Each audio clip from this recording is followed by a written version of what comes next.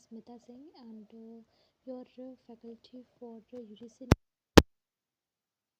I am going to start game theory, non-cooperative games. Okay, that is the fifth part of the microeconomic syllabus. Okay, so what is the game theory? Game theory is related to the business decision of the firm. ठीक मतलब ये firm के decision से relate करती है, firm के decision को firm के डिसीजन पे इम्पैक्ट डालती है, फर्म की पॉलिसीज़ को इम्प्लीमेंट और क्या क्या बन सकती हैं उस पर फोकस करती है, उससे रिलेट करती है. ठीक है. Game theory is applied to evaluate the situations where the individuals and the organizations have the contradictory objectives. ठीक. गेम थ्योरी उन सिचुएशंस में हम अप्लाई कर सकते हैं जहाँ पे इंडिविजुअल्स या ऑर्गेनाइजेशंस के अपने अलग अलग कॉन्ट्राडिक्टरी ऑब्जेक्टिव्स हैं, मतलब उन दोनों के ऑब्जेक्टिव्स एक दूसरे से अपोजिट हैं, तो उनको इवेलुएट करने के लिए हम गेम थ्योरी को अप्लाई करते हैं. ठीक है. Game theory helps in solving the problems and arriving at a common decision where the both the firms agree. Okay, अब इसके assumptions क्या क्या हैं? Player can adopt the multiple strategies for solving a problem. Player multiple strategies adopt कर सकते हैं problem को solve करने के लिए. Availability of the predefined outcomes. Overall outcomes for all the players would be zero at the end of the game. This is known as a zero sum game. Zero sum game क्या होता है? जहाँ पे जो overall outcome है सारे players का वो लास्ट में ज़ीरो हो जाए, that is the zero sum game. Okay, all the players in the game are aware of the game rules as well as the outcome of the other players. हर players को game के सारे rules के बारे में पता होना चाहिए और हर प्लेयर्स का आउटकम क्या होता है ये भी उनको पता होना चाहिए. ठीक है. और जो पे ऑफ है वो फिक्स्ड होगा और डिटरमाइंड इन एडवांस. पे ऑफ मतलब आउटकम या क्या हमें उसका रिज़ल्ट है वो जो होगा वो हमारा फिक्स होना चाहिए और हम पहले ही डिटरमाइन कर लें एडवांस में. ठीक, ये ऐसा होना चाहिए. ठीक, अभी अब बात करते हैं इसके बारे में. क्लासिफिकेशन ऑफ गेम्स, क्या क्या गेम्स हैं. 2 पर्सन गेम्स भी हैं इसमें जहाँ पे 2 प्लेयर इन्वॉल्व हैं. N पर्सन गेम जहाँ पे 2 से ज़्यादा प्लेयर्स इन्वॉल्व हैं. ज़ीरो सम गेम में क्या होता है, अभी हमने पढ़ा कि जहाँ पे जो हमारा आउटकम है वो ज़ीरो आता है लास्ट में, मतलब ना कि हमें लॉस होता है ना ही हमें प्रॉफिट होता है. ठीक है. नॉन ज़ीरो सम गेम में क्या होता है, कोई किसी को या तो लॉस होता है या किसी को प्रॉफिट होता है. ठीक, एक को लॉस होता है तो दूसरे को प्रॉफिट होता है. That is a non zero sum game. Okay. Pure strategy game क्या होता है, इसे हम बेस्ट स्ट्रैटेजी भी कहते हैं और इसमें हम कह सकते हैं कि इसमें सिर्फ एक स्ट्रैटेजी फॉलो की जाती है. ओके. अब बात करते हैं लास्ट जो है मिक्स स्ट्रैटेजी गेम, मतलब इसमें हम मल्टीपल स्ट्रैटेजीज़ को यूज़ कर सकते हैं. ठीक, these are the classification of the games. Mostly इसमें ज़ीरो सम और नॉन ज़ीरो सम एग्ज़ाम में पूछी जाती है और ये प्योर स्ट्रैटेजी भी पूछी जाती है. ओके. अब बात करते हैं नैश इक्विलिब्रियम. नैश इक्विलिब्रियम पे तो क्वेश्चंस आ जाते हैं एग्ज़ाम में.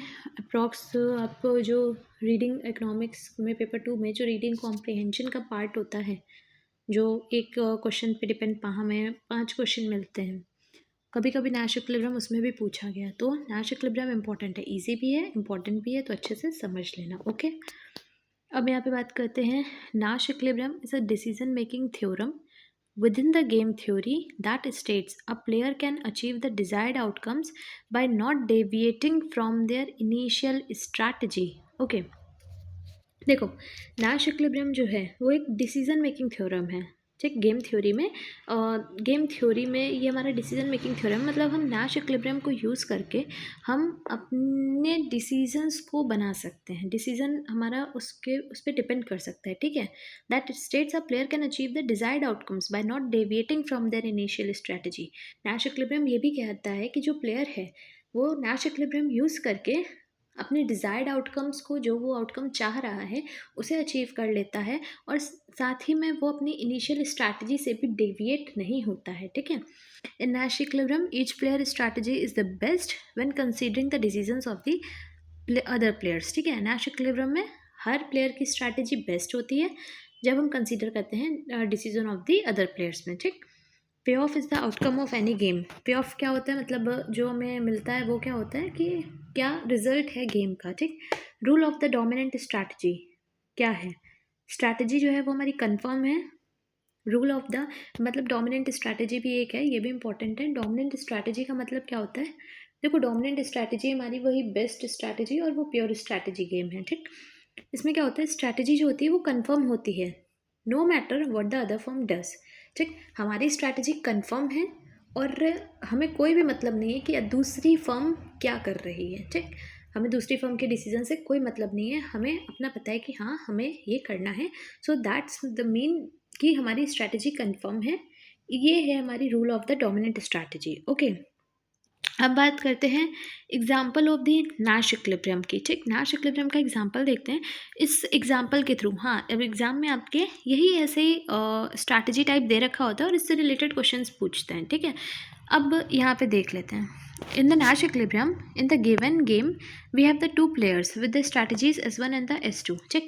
हमारे पास इसमें दो प्लेयर्स हैं, प्लेयर 1 एंड द प्लेयर 2, जिनकी स्ट्रैटेजीज क्या है, S1 या तो S2, ठीक। या तो ये S1 स्ट्रैटेजी फॉलो करेंगे या तो स्ट्रैटेजी 2 फॉलो करेंगे, ठीक। तो अब इसमें कहा क्या गया है, देखो S1 अगर ये दोनों प्लेयर स्ट्रैटेजी 1 फॉलो करते हैं तो दोनों प्लेयर क्या करेंगे, विन करेंगे, ठीक। अगर मान लो प्लेयर 2 है वो स्ट्रैटेजी 1 फॉलो करता है और प्लेयर 1 स्ट्रैटेजी 2 फॉलो करता है, तो जो स्ट्रैटेजी, जाहिर सी बात है स्ट्रैटेजी 1 जो फॉलो करेगा वो विन होगा और इसके अकॉर्डिंग यही है, और जो स्ट्रैटेजी 2 फॉलो कर रहा है वो लूज़ हो रहा है। देखो प्लेयर 2, इसमें जो S1 S2 वाला कॉलम देखेंगे आप, ये देखो, तो इसमें क्या यूज़ हो रहा है, प्लेयर 2 हमारा S1 यूज़ कर रही है स्ट्रैटेजी और प्लेयर 1 है वो S2 यूज़ कर रहा है, तो प्लेयर 2 हमारा विन कर रहा है, प्लेयर 1 लूज़ कर रहा है। ऐसे ही हम ये नीचे वाला देखेंगे थर्ड कॉलम, दैट इज़ जब प्लेयर 2 S2 स्ट्रैटेजी यूज़ कर रहा है तो वो लूज़ कर रहा है, जब वो S1 जब प्लेयर 1 है वो S1 स्ट्रैटेजी यूज़ कर रहा है वो विन कर रहा है, और जब प्लेयर 2 और प्लेयर 1 दोनों ही S2 स्ट्रैटेजी यूज़ करेंगे तो दोनों ही लूज़ करेंगे, ठीक। तो इसका मतलब ये है कि जो प्लेयर स्ट्रैटेजी 1 यूज़ करेगा वो हमेशा जीत रहा है, इसके अकॉर्डिंग यही है, ठीक। और जो स्ट्रैटेजी 2 यूज़ कर रहा है वो लूज़ कर रहा है, तो इसका मतलब ये है कि हमें हमेशा स्ट्रैटेजी 1 ही यूज़ करनी चाहिए। अब हम नैश इक्विलिब्रियम निकालें तो कैसे निकालें, अब हम यहाँ पे देख लेते हैं, जो कलरफुल डायग्राम है जो ग्रीन और ब्लैक और ब्लू से शो हो रहा है, हम इसमें देखते हैं, ठीक। जब प्लेयर 1 देखो हमारा S1 यूज़ कर रहे हैं, देखो अब वो तो मैंने उस डायग्राम से समझा दिया है। अब हम देखते हैं हम नैश इक्विलिब्रियम कैसे निकालते हैं। चलो, ये हमारी स्ट्रैटेजी से रिलेटेड है, कभी कभी वो नंबर से रिलेटेड भी आ जाता है, तो हमेशा नैश इक्विलिब्रियम हम कैसे निकालते हैं वो देख लेते हैं, ठीक। हम पहला और ये जो हम देखते हैं W और L देखेंगे, ठीक। पहले हम पहली रो का और दूसरी रो का जो फर्स्ट लेटर है उसे देखेंगे, ठीक। पहली रो दूसरी रो का हम पहला कॉलम देखेंगे, मतलब S1 का हम पहला वर्ड देखेंगे दैट इज़ विन, और S2 और S1 का हम पहला देखेंगे that is L, that is मतलब लूज, ठीक। तो विन और लूज में क्या बड़ा है, विन बड़ा है, ठीक। ये हम यूज़ कर रहे हैं प्लेयर 2 की स्ट्रैटेजी, ठीक है। अब प्लेयर 2 की स्ट्रैटेजी देखेंगे तो क्या है, दूसरे में प्लेयर 2 की स्ट्रैटेजी क्या हो रही है, यहाँ पे देखो विन और लूज़। अब हम ये दूसरे रो, ये जो हम आ रहे हैं दूसरे कॉलम में आ रहे हैं, ठीक। दूसरे कॉलम में देखो प्लेयर 2 की स्ट्रैटेजी क्या है, विन और लूज़ की, ठीक। दोनों रोज में देखो प्लेयर 2 की स्ट्रैटेजी, एक में विन कर रहा है एक में लूज़ कर रहा है, तो इसमें भी क्या बड़ा है, विन बड़ा है, तो विन पे हमने ब्लू सर्कल कर दिया, ठीक। अब बात करते हैं हम प्लेयर 1 की। प्लेयर 1 क्या यूज़ कर रहा है, प्लेयर 1 के लिए हम हमेशा हॉरिजॉन्टली देखेंगे, ठीक है, मतलब रो वाइज देखेंगे। तो यहाँ पे देखो प्लेयर 1 के लिए सॉरी, तो ये जो W ब्लू कलर से शो कर रहा है, मतलब ये W और ये L हम इसमें रोज वाइज देखेंगे, ठीक है।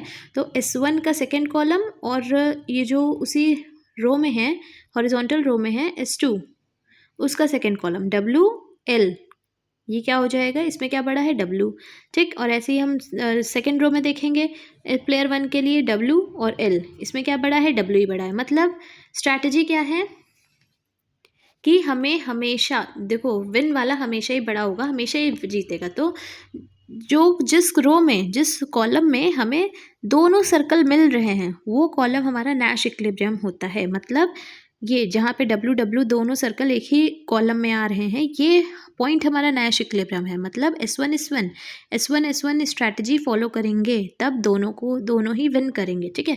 तो मतलब क्या है कहने का कि दोनों ही पर्सन्स को S1 स्ट्रैटेजी फॉलो करनी चाहिए जिससे वो जीत सकें, ठीक। Okay, S1 being the optimal strategy considering both the players have each other's approach or they are made aware of it and both will be moving their initial strategy. They will opt it because they know deviating from it will not be the interest of the match. ये कहा गया है कि दोनों ही जो players हैं वो strategy 1 use करेंगे क्योंकि उसी में वो स्ट्रैटेजी फॉलो करने में दोनों को ही फ़ायदा है। क्योंकि अगर वो स्ट्रैटेजी 2 कोई भी फॉलो कर रहा है तो आप देख रहे हैं इस डायग्राम के थ्रू कि जो भी स्ट्रैटेजी 2 फॉलो कर रहा है वो हमेशा उसको लॉस हो रहा है, तो वो स्ट्रैटेजी 2 फॉलो नहीं करेंगे। तो दोनों ही प्लेयर्स के लिए यही बेटर है कि वो स्ट्रैटेजी 1 फॉलो करें और विन करें, ठीक। That is the Nash equilibrium. Hence, in case they opt for S1, both will win. In other case, deviating to S2 will result in the defeat of one of them. ठीक, ये कहा गया है कि दोनों को S1 मतलब strategy 1 ही opt करनी चाहिए जिसमें दोनों ही जीत जाएं। और अदर केस क्या है कि अगर किसी ने स्ट्रैटेजी 2 फॉलो कर ली तो वो उसको लॉस होगा, ठीक है। That is the Nash equilibrium. I hope आपको समझ में आया होगा। एंड आई थिंक आपको ये जो डायग्राम, जो कलरफुल डायग्राम है वो कंफ्यूजिंग लगा होगा। अगर आपको ये कंफ्यूजिंग लग रहा है तो आप इसको नंबर वाइज देखिएगा, ठीक है। इसके लिए नैश इक्विलिब्रियम का मैं एक अदर एग्जांपल लेकर आऊँगी जो नंबर से रिलेटेड होगा, क्योंकि एग्ज़ाम में कभी कभी नंबर से रिलेटेड भी पूछ लेता है, ठीक। तो नैश इक्विलिब्रियम का ये जो एग्जाम्पल है, ठीक, ये भी आप खाली ये जो सिंपल प्लेन डायग्राम है वाइट से, अब वो उस पर कंसिडर करो कि S1 जब स्ट्रैटेजी 1 फॉलो करेंगे तो आप देख सकते हैं हर कोई विन कर रहा है। जैसे ही स्ट्रैटेजी 2 जो कोई फॉलो कर रहा है वो उससे लॉस हो रहा है, ठीक है।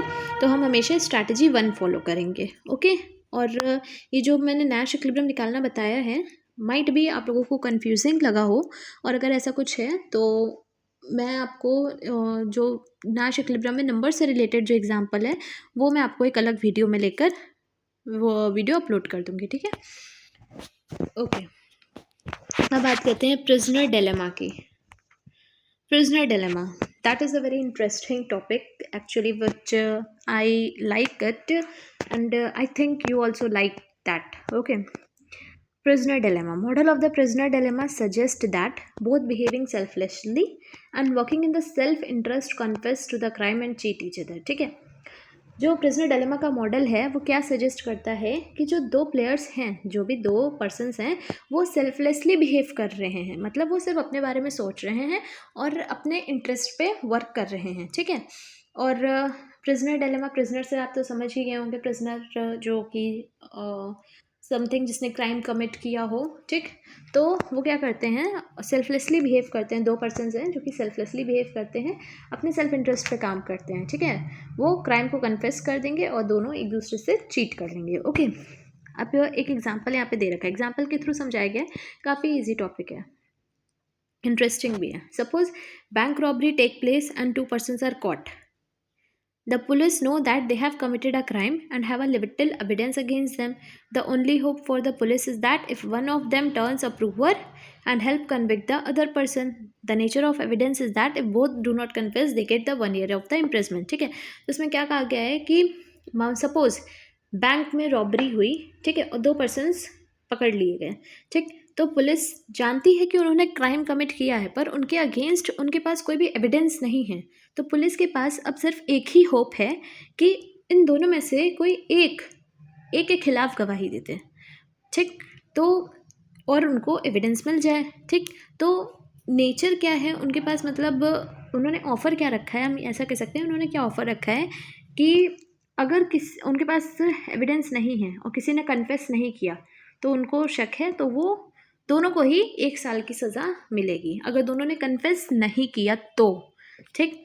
अगर एक ने कन्फेस कर दिया, मान लो ए ने कन्फेस कर दिया, तो उन्होंने ये ऑफ़र रखा है कि अगर अभी उन्होंने ये बात किसी को बताई नहीं है, मतलब उन्होंने ये बात बता दी है कि अगर दोनों में से दोनों ने कन्फेस नहीं किया तो हम दोनों को 1 साल की सज़ा मिलेगी, तुम दोनों को ही, ठीक। अगर एक ने कन्फेस कर लिया तो क्या होगा, कि ए फ्री हो जाएगा और जो बी है उसको 6 साल की सज़ा हो जाएगी। उन्होंने कहा कि अगर तुमने मुझे बता दिया तो तुमको मैं छोड़ दूंगा और दूसरे वाले को 6 साल की सज़ा मिल जाएगी।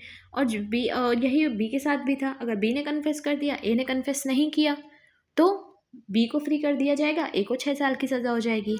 पर अगर दोनों ने कन्फेस कर दिया तो दोनों को 3-3 साल की सज़ा होगी, ऐसा कहा गया। ठीक, तो अब दोनों ही कंफ्यूज हो गए। तो यहाँ पे पे ऑफ जो बनाया गया है, since payoffs are the year of the imprisonment which is the negative value, it is shown as a negative. ठीक, जो पीयर है, जो पे ऑफ है वो क्या है, ईयर्स ऑफ द इम्प्रिजमेंट, मतलब आपको कितने साल की जेल होगी, ऐसा इसमें जो आउटकम है वो ये बता रहा है। तो ये एक निगेटिव वैल्यू है। ठीक है, तो इसको हमने निगेटिव में यहाँ पे शो किया हुआ है। ठीक, देखो यहाँ पे जो मैंने बताया भी वो वैसे इसमें लिखा भी हुआ है। ठीक, देखो नॉट कन्फेस, नॉट कन्फेस, ए की स्ट्रैटेजी और बी की स्ट्रैटेजी है। अगर दोनों की स्ट्रैटेजी है कि दोनों ने कन्फेस नहीं किया है तो दोनों को 1-1 साल की सज़ा मिलेगी, तभी -1 लिखा है। ठीक, अगर मान लो, अब दूसरा पॉइंट देखते हैं जहाँ पे ए ने कन्फेस कर दिया है और बी ने नॉट कन्फेस किया है। ए ने कन्फेस कर दिया तो उसे 0 साल की सज़ा मिलेगी, तभी यहाँ पे 0 लिखा है। बी ने कन्फेस कर दिया तो -6 की सज़ा मिलेगी, तो यहाँ पे -6 लिखा है। ठीक, अब यहाँ पे बात करते हैं एज स्ट्रैटेजी। हाँ, यहाँ पे अगर ए ने नहीं कन्फेस किया, बी ने कन्फेस कर लिया, तो ए ने कन्फेस नहीं किया है तो उसे 6 साल की सज़ा मिल जाएगी, और बी ने कन्फेस कर लिया तो उसे 0 साल की। अगर दोनों ने कन्फेस कर लिया तो 3-3 साल की सज़ा मिलेगी, इसीलिए -3 लिखा हुआ है। ओके, तो आई थिंक अब आपको ये समझ में आ गया होगा। ठीक, ये पे ऑफ हम कैसे बनाते हैं। ठीक, अब यहाँ पे आगे जो लिखा है वो क्या देखते हैं। When A is interrogated by the police, he think B do not confess, then it is better for A to confess so that he will be free, and as if he will not confess, then he will get the 1 year imprisonment. ठीक, A ने देखो, police ने A से interrogate किया तो A ने क्या सोचा कि B कन्फेस अगर नहीं करता है तो ए के लिए बेटर है कि वो कन्फेस कर दे और वो फ्री हो जाएगा, उसे आज़ाद कर दिया जाएगा, और बी को 6 साल की सज़ा मिल जाएगी। पर अगर वो नहीं भी कन्फेस करता है और अगर कहीं उसको ये लग रहा था कि अगर कहीं बी ने कन्फेस कर दिया, उसने भी कन्फेस कर दिया, तो 3-3 साल की सज़ा मिल जाएगी। पर अगर उसने ये सोचा कि अगर उसने कन्फेस नहीं किया तब भी उसको 1 साल की सज़ा तो मिलनी ही मिलनी है। ओके, अगर बी मान लो पहला उसने यही कंडीशन रखी कि मान लो बी ने कन्फेस नहीं किया। ठीक, तो अगर वो कन्फेस कर देता है तो फ्री हो जाता है, और अगर वो कन्फेस नहीं करता है तो उसे 1 साल की सज़ा मिल जाएगी। ऐसा उसने सोचा, सिर्फ ये सोचा कि अगर बी कन्फेस नहीं करता है तब क्या होता है। ठीक, बी कन्फेस नहीं करेगा तो और अगर वो कन्फेस कर देता है तो उस फ्री कर दिया जाएगा, नहीं करेगा तो 1 साल की सज़ा मिल जाएगी। तो अगर वो ये सोच के चले कि बी ने कन्फेस नहीं किया तो उसका डिसीजन ये होगा कि वो कन्फेस कर दे। ठीक, अब मान लो अगर बी ने एक्सपेक्ट कर लिया, अगर ए ने एक्सपेक्ट कर लिया कि बी कन्फेस कर सकता है, तब भी बेटर है ए कन्फेस ही कर दे, जिससे उसको 6 साल की जगह सिर्फ 3 साल की सज़ा मिले। ठीक, अभी हमने पहला पॉइंट क्या लेके चले कि वो ए एक्सपेक्ट कर रहा है कि बी कन्फेस नहीं करेगा, तब भी उसके लिए बेटर है कि वो कन्फेस कर दे, क्योंकि अगर नहीं करेगा तो 1 साल की सज़ा मिलेगी, कर देगा तो 0 साल की। अगर मान लो जो दूसरा उसने लेके चला है, वो क्या लेके चला है, पॉइंट ऑफ व्यू कि अगर बी ने कन्फेस कर दिया मान लो, तब भी उसके लिए बेटर है कि वो कन्फेस ही कर दे, क्योंकि अगर अगर बी ने कन्फेस कर दिया और उसने कन्फेस नहीं किया तो उसे 6 साल की सज़ा मिल सकती है। और अगर बी ने उसके अकॉर्डिंग अगर वो अपना पॉइंट ऑफ व्यू रख रहा है कि बी ने कन्फेस कर दिया और मैं भी कन्फेस कर दूँ, तो 6 साल की नहीं तो 3 ही साल की दोनों को सज़ा मिलेगी। ठीक, तो जो डोमिनेंट स्ट्रैटेजी है वहाँ पे क्या है कि हम क्राइम को कन्फेस कर लें, वो, और चाहे बी कन्फेस करे या ना करे, उसकी जो डोमिनेंट स्ट्रैटेजी होनी चाहिए वो ये है कि वो क्राइम को कन्फेस कर ले। ठीक, तो यही केस है बी का भी। बी भी यही सोचता है कि मुझे भी कन्फेस कर लेना चाहिए, अगर मैं कन्फेस कर लेता हूँ तो अगर ए कन्फेस करेगा, ए भी कन्फेस कर लेगा तो दोनों को 3-3 साल की सज़ा मिल जाएगी। अगर ए कन्फेस नहीं करता है और मैंने कन्फेस कर दिया तो मैं फ्री भी हो सकता हूँ। तो कुछ भी पॉसिबिलिटीज़ हैं। ठीक, तो इसीलिए उसके लिए क्या बेटर है कि वो कन्फेस ही कर ले। तो दोनों प्लेयर्स की जो स्ट्रैटेजी है, दोनों पर्सन्स की जो स्ट्रैटेजी है वो यही है कि दोनों ही क्राइम को कन्फेस कर लें। ठीक, and confessing against each other, और 3-3 साल की दोनों को ही सज़ा मिल जाती है, ठीक है। They could have obtain 1 year imprisonment if they do not confess, but the fears of the adverse behaviour by the person finally results in confessing against each other, ठीक। वो ये भी कर सकते थे कि अगर मान लो दोनों ही ना कन्फेस करते तो उनके पास एक और ऑप्शन था, 3-3 साल की जगह उनको 1-1 साल की सज़ा मिल सकती थी अगर वो दोनों ही एक दूसरे के अगेंस्ट कन्फेस नहीं करते।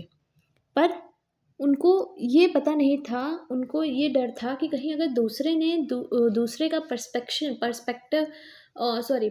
कुछ और रहा, मान लो मैंने कन्फेस नहीं किया, दूसरे ने कन्फेस कर दिया, तो मुझे और ज़्यादा सज़ा मिलेगी। इस वजह से वो क्या करते हैं, वो उनकी स्ट्रैटेजी होती है कि वो भी कन्फेस कर दें, ठीक। और ये तभी पॉसिबल हो सकता है जब उनके बीच में कल्यूजन के चांसेस ना हो। कल्यूजन मतलब बातचीत, मतलब वो एक दूसरे से बातचीत ना कर पाएँ, कोलाइड ना कर पाएँ। अगर वो दोनों एक दूसरे से कोलाइड कर पाते तो जाहिर सी बात है वो दोनों आपस में डिसाइड कर लेते कि ठीक है, मैं भी कन्फेस नहीं करूँगा, तुम भी कन्फेस नहीं करना, हम दोनों को सिर्फ 1-1 साल की सज़ा मिलेगी। तो उनको ये अगर वो लोग कोल्यूड कर पाते तो उनको ये 3-3 साल की सज़ा नहीं मिलती, ठीक। ये तभी पॉसिबल हो पाया जब दोनों आपस में एक दूसरे से कल्यूजन नहीं कर पाए, ठीक। That is the prisoner dilemma. काफ़ी ईजी था, आई थिंक आपको ये तो समझ में आ गया होगा। तो जैसे ये डायग्राम वाला प्रिजनर डिलेमा में मैंने बनाया है, तो नैश इक्विलिब्रियम के लिए भी मैं एक डायग्राम का एक एग्जांपल ले आऊँगी नैश इक्विलिब्रियम का भी, और उस पर आपको मैं बता दूँगी, तो आप नैश इक्विलिब्रियम को भी अच्छे से समझ जाएंगे, ठीक है। ओके, तो गेम थ्योरी भी ऑलमोस्ट कंप्लीट हो गई है। अब ये कुछ इम्पोर्टेंट पॉइंट्स हैं वो देख लेते हैं, ठीक। ये वो इम्पोर्टेंट पॉइंट्स हैं जो कि एग्ज़ाम में पूछे गए हैं, ठीक। गेम थ्योरी किसने दी है, ये आपको याद कर लेना चाहिए, ठीक है। गेम थ्योरी किसने दी है, न्यूमन एंड मॉगस्टन ने। गेम थ्योरी क्या कंसीडर करती है, reaction of the rival firms. Rival firms क्या कर रही है, क्या रिएक्ट कर रही है, ये उस पर कंसीडर करती है, ठीक है। गेम थ्योरी किस पे कंसर्न करती है, डिओपली या ओलिगोपली मॉडल पे। ओके, अब एक चीज़ और है जो कि इम्पोर्टेंट है हमारे उसमें, वो है सैडल पॉइंट। सैडल पॉइंट से रिलेटेड मैंने 1-2 एग्ज़ाम्स में क्वेश्चंस देखे हैं, आ जाते हैं कभी कभी सैडल पॉइंट से रिलेटेड, और इसे कैलकुलेट करना काफ़ी इजी है। पर अगर आप नहीं समझ पाओगे इसे कैसे कैलकुलेट करेंगे तो आप 2 मार्क्स गंवा सकते हो जी, क्योंकि इसे कैलकुलेट करना काफ़ी इजी है, और अगर आपने इसे सीख लिया तो आपके 2 मार्क्स पक्के हैं अगर ये क्वेश्चन एग्जाम में आता है तो, ठीक।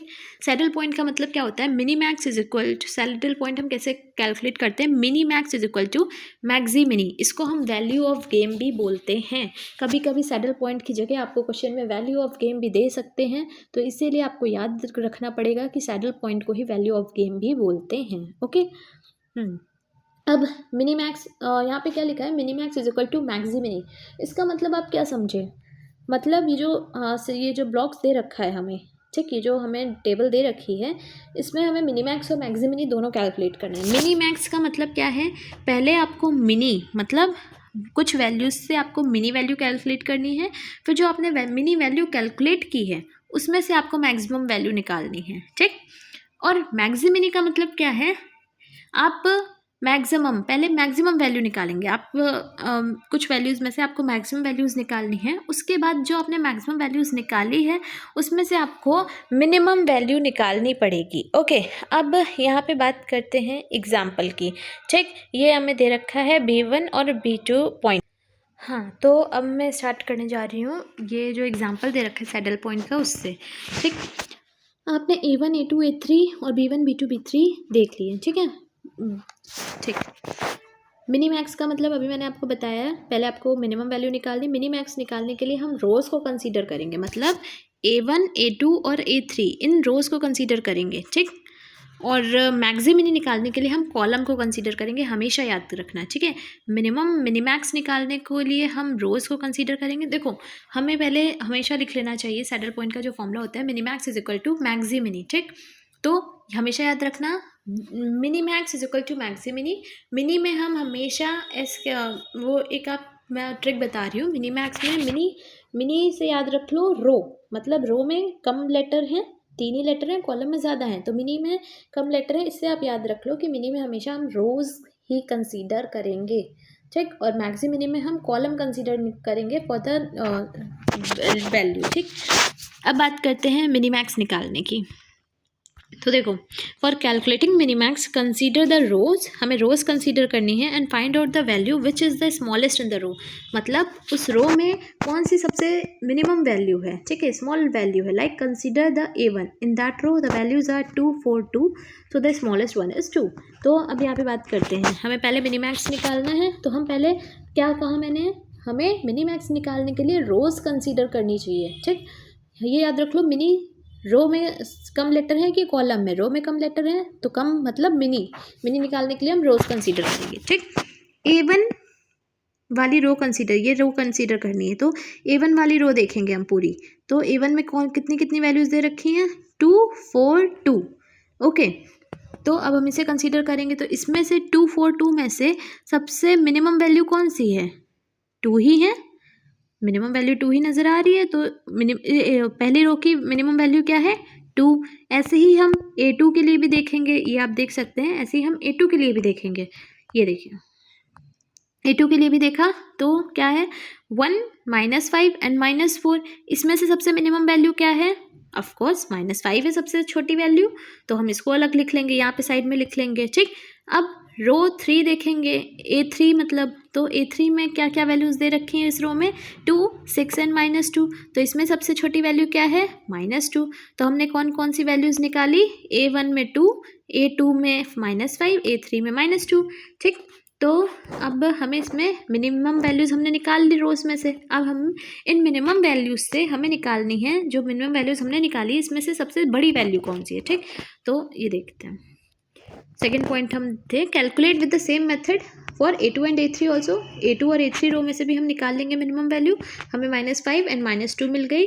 ठीक, अब हम क्या करेंगे, सारी वैल्यूज़ को कंसीडर करेंगे, हमें कौन कौन सी मिनिमम वैल्यू मिली थी, रो 1 में हमें 2 मिला था, रो 2 में हमें -5 और रो 3 में हमें -2 मिला था। ठीक, अब इन तीन में से हमारे लिए सबसे बड़ी वैल्यू कौन, मिनी मैक्स निकालना है, मिनी हमने निकाल लिया है, अब मैक्स निकालना है, मैक्स मतलब मैक्सिमम वैल्यू निकालनी है, तो इनमें से कौन सी, 2 -5 -2 में से कौन सी वैल्यू बड़ी है सबसे ज़्यादा, तो 2 ही बड़ी है, तो जो हमारी मिनीमैक्स वैल्यू आई है वो है हमारी 2, so the Minimax value is 2। ठीक, ऐसे हमने मिनीमैक्स निकाल लिया, अब हम निकालेंगे मैक्सी मिनी। मैक्सी मिनी निकालने के लिए हमने अभी क्या बताया, कॉलम कंसीडर करते हैं। ठीक, in this we have to consider the column, see column B1 in which the values are 2 1 2, from these calculate the greater one that is 2। तो इसमें हमने इसमें पहले क्या लिखा है, मैक्सी मिनी, तो यानी हम पहले मैक्सिमम वैल्यू निकालेंगे। ठीक, तो फिर से हम डायग्राम के पास आते हैं। हमें अब मैक्सी मिनी निकालना है, मैक्सी मिनी में हम क्या कंसीडर करते हैं, कॉलम। ठीक, तो कॉलम देख लेते हैं, B1 वाला कॉलम देख लेते हैं, बाकी आप इसको हाइड कर दो, जैसे B1 वाला कॉलम देख लेते हैं, बाकी आप कॉलम्स और रोज को छोड़ दो। ठीक, B1 वाले कॉलम में कौन कौन सी वैल्यूज़ हैं, 2 1 एंड द 2, तो हमें क्या निकालना है, मैक्सिमम वैल्यू, तो 2 1 2 में सबसे बड़ी वैल्यू कौन सी है, 2 है। ऐसे ही हम दूसरी कॉलम के लिए भी करेंगे, दूसरा कॉलम है हमारा B2, तो इसमें देखो B2 में कौन सी वैल्यू है, 4 -5 एंड 6, इसमें सबसे बड़ी वैल्यू कौन सी है, 6। ठीक, अब ऐसे ही थर्ड कॉलम पे आते हैं, थर्ड कॉलम में कौन कौन सी वैल्यूज़ हैं, 2 -4 -2, तो इसमें से हम देखते हैं, तो इसमें से सबसे बड़ी वैल्यू कौन सी है, 2। तो हमने तीनों कॉलम से सबसे बड़ी वैल्यूज़ निकाल ली हैं। अब जो हमने सब मैक्सिमम वैल्यूज़ निकाली हैं तीनों कॉलम से, तो इसमें से हम अब सबसे छोटी वैल्यू निकालते हैं। ठीक है, तो हमने देखो, now you get all the greater values from the 3 columns, तीनों कॉलम से हमें मिल गई, पहले कॉलम से हमें 2 मिला था, दूसरे कॉलम से हमें 6 मिली थी और तीसरे कॉलम से हमें 2 मिली थी। ठीक, अब मैक्सी मिनी निकालने के लिए हमने जो तीनों वैल्यू निकाली है मैक्सिमम तीनों कॉलम से, उसमें से हम सबसे छोटी वैल्यू देख लेंगे, तो 2 6 2 में से सबसे छोटी वैल्यू कौन सी है, 2 ही है, तो हमने आंसर में हमारा मैक्सी मिनी की आंसर क्या आ गया, 2। तो अब ये देखो हमारा हेंस प्रूव हो गया। मिनी मैक्स भी हमारी यहाँ पे देखो हमने क्या निकाला था, मिनी मैक्स की वैल्यू भी हमने 2 निकाली थी, और ये देखो मैक्सी मिनी की वैल्यू भी हमारी 2 आ गई, तो mini max is equal to maxi mini होना चाहिए, 2 इज इक्वल टू 2, तब होगा हमारा सैडल पॉइंट। ठीक, hence the value of the game, जो कि सैडल पॉइंट को हम वैल्यू ऑफ द गेम भी बोलते हैं, वो भी हमारा 2 है। आई होप आपको ये समझ में आ गया होगा।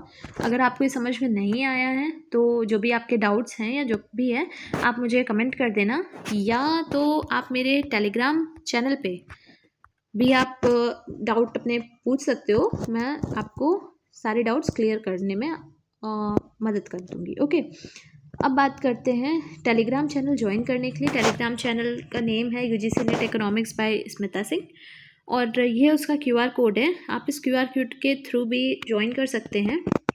ओके, तो अगर इस चैनल पे जो भी यूट्यूब की वीडियोस हैं, यूट्यूब के पर जो वीडियोस अपलोड होती हैं उसकी पीडीएफ मैं इस टेलीग्राम चैनल पे अपलोड कर दूंगी। और अगर आपको पीडीएफ चाहिए तो आप ये टेलीग्राम चैनल ज्वाइन कर लीजिएगा, आपको पीडीएफ मिल जाएगी। और हाँ, ये जो पीडीएफ में मैं जो कंटेंट बना रही हूँ, तो ये पीडीएफ में जो भी कंटेंट है ये आपका सब एग्ज़ाम रिलेवेंट कंटेंट है। ये मैं अपने खुद के नोट से बना रही हूँ, तो ये आपके एग्ज़ाम के पॉइंट ऑफ व्यू से काफ़ी हेल्पफुल रहेंगे। तो अगर आपको पीडीएफ वगैरह चाहिए तो आप इस टेलीग्राम चैनल को ज्वाइन कर लीजिएगा। और ये हमारा टॉपिक भी कंप्लीट हो गया, गेम थ्योरी।